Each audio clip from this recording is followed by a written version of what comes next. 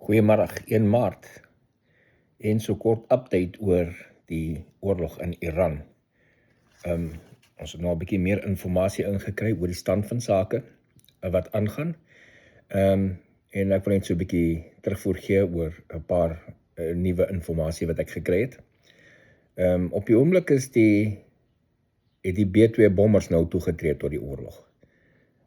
B2 bommers, stealth-bommers, hulle vlieg hier vanuit Amerika uit en strykteikens in Iran en vlieg al die pad weer terug. So vir hulle is dit hier so by die 40 ure roundtrip vlug wat hulle gaan vlieg. Hulle maak in die lug vol so 'n paar keer.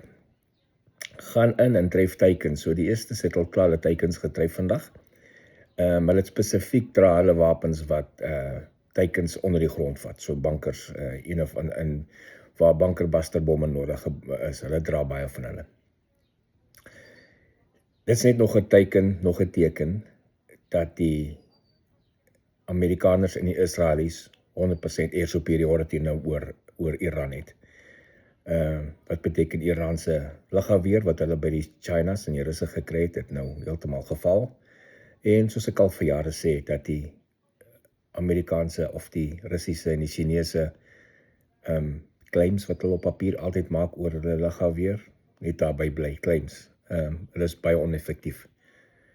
Sover is nog nie een vliegtuig afgeskiet nie van die Israelies of die Amerikaners nie, maar daar is al verliese gelei. So, Israel het al 'n hele paar siviele verliese gelei, want Iran skiet hulle missiele net in die populasie in. Hulle het voor vandag 'n huis getref, waar 'n hele gesin van 6 oorlede is, en nog 'n paar ander.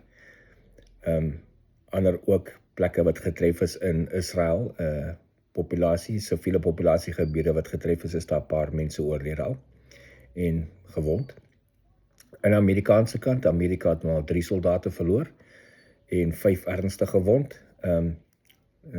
So, die eerste verliese aan die Amerikaanse kant is nou daar, en daai is weens wapens wat van Iran af geskiet is. Dis nie in Iran self gebeur nie.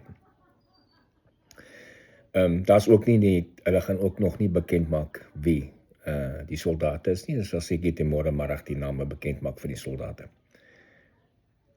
Verder is Iran steeds besig om teikens te tref reg oor die Midde-Ooste. Hulle val nog steeds Amerikaanse basisse aan. Hulle skiet nog steeds indiscriminate missiele en goed in siviele stede in, op siviele teikens, want dit is mos al wat hulle ken, dis wat hulle goed in is. En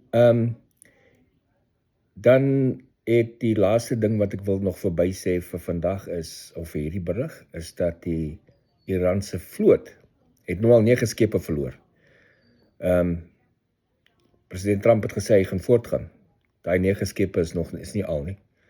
Hy gaan voortgaan met skepe uithaal en so aan. So die Amerikaanse of die Iranese vloot se hoofkwartier is ook getref. Hulle het al 9 skepe verloor en nog 'n paar gaan kom, so in die volgende paar dae.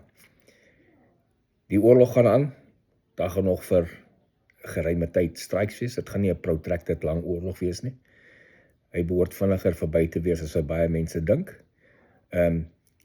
Maar op die oomblik het Trump ook klaar inligting gegee dat hy gaan praat met nuwe mense van die Iranse populasie wat die regering gaan oorneem daar. So dinge beweeg baie vinniger as wat hulle dink op die oomblik. Dis dan die status van die oorlog op die oomblik. Ek is Morne Botha, die Amerikaanse korrespondent vir Koepel TV, regstreeks uit Amerika uit. Totsiens.